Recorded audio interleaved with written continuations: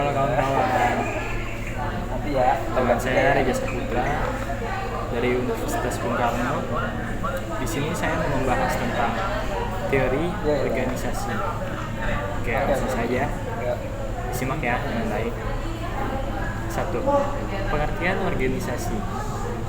Organisasi adalah institusi atau wadah tempat orang berinteraksi dan bekerja sama sebagai suatu unit terkoordinasi, terdiri setidaknya 2 orang atau lebih yang berfungsi mencapai satu sasaran atau serangkaian sasaran. Organisasi dalam arti dinamis adalah suatu proses penetapan dan pembagian kerja yang akan dilakukan, pembatasan tugas dan kewajiban, otoritas dan tanggung jawab, dan penetapan hubungan di antara elemen organisasi. Jadi, organisasi dalam arti dinamis lebih cenderung disebut sebagai organisasi suatu wadah, karena dalam organisasi terdapat sekumpulan orang atau sekelompok memiliki tujuan tertentu dan berupaya untuk mewujudkan tujuan tersebut melalui kerjasama. Melalui organisasi memungkinkan masyarakat dapat meraih hasil atau mengejar tujuan yang sebelumnya tidak bisa tercapai oleh individu secara tersendiri. Nah guys, ada juga nih ciri-ciri organisasi berikut oleh Ed Zioni adalah terbagi menjadi 3. 1. Adanya pembagian dalam bekerja, kekuasaan, dan tanggung jawab. Komunikasi merupakan bentuk-bentuk bagian yang tidak dipolakkan begitu saja atau disusun menurut cara-cara tradisional, melainkan sengaja direncanakan untuk dapat lebih meningkatkan usaha mewujudkan tujuan tertentu.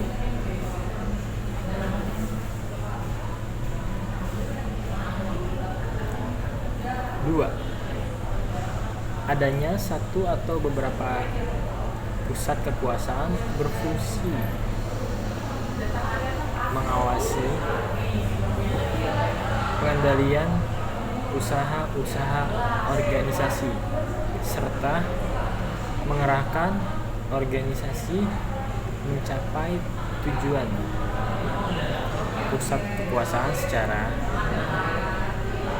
berkontribusi diperlukan untuk menyusun pola-pola baru guna meningkatkan efisiensi.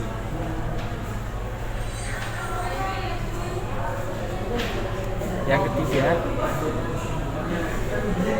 penggantian tenaga, di mana tenaga yang dianggap tidak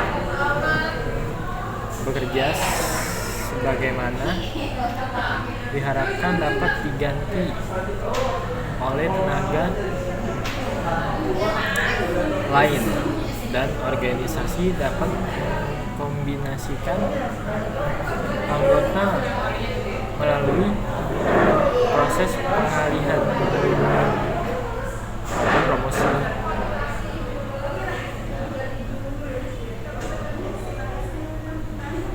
Nah, ada juga nih unsur pembentukan organisasi.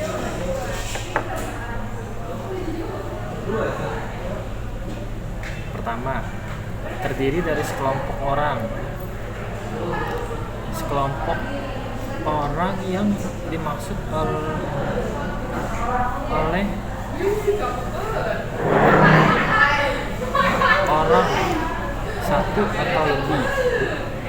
Jika dalam satu tetangga, organisasi ini terdiri dari suami dan istri. Beberapa ahli menyebut sekurang-kurangnya terdiri dari 3 orang atau lebih, yakni ketua, sekretaris, dan bendahara.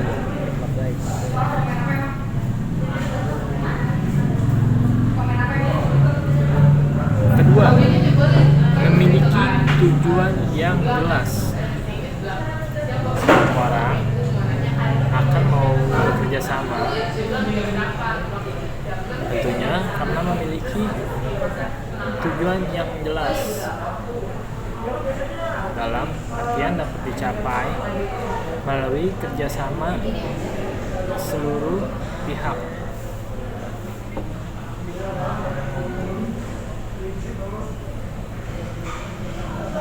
Yang ketiga,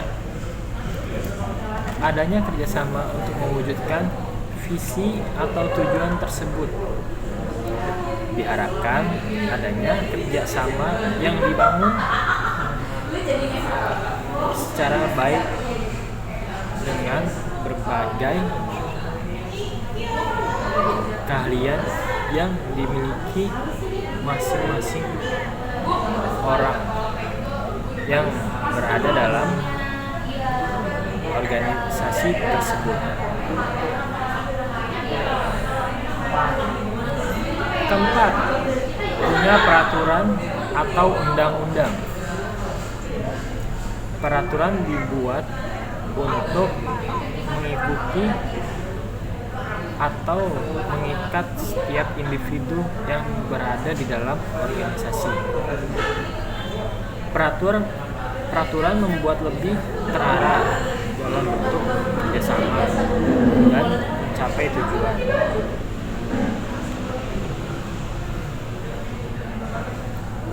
Lima, punya tempat atau sekretariat. Bagi setiap organisasi sangat diperlukan tempat atau sekretariat guna berfungsi untuk menyusun strategi, perencanaan segala sesuatu, tempat bermusyawarah dan bekerja.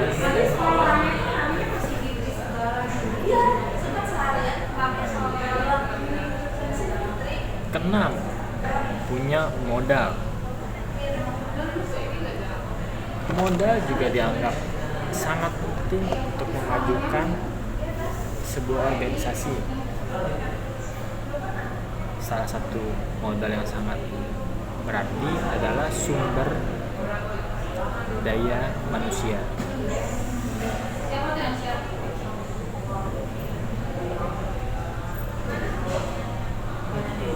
Oke kawan-kawan, baik, itulah penjelasan tentang teori organisasi. Bentar dulu, ada pantun nih buat kalian semua nih.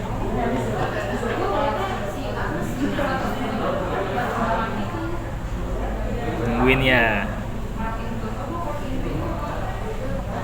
Cendrawasih burung dara dulu dicari di Papua. Sekian, terima kasih. Semoga bermanfaat untuk kalian semua. Oke, saya Reja pamit undur diri.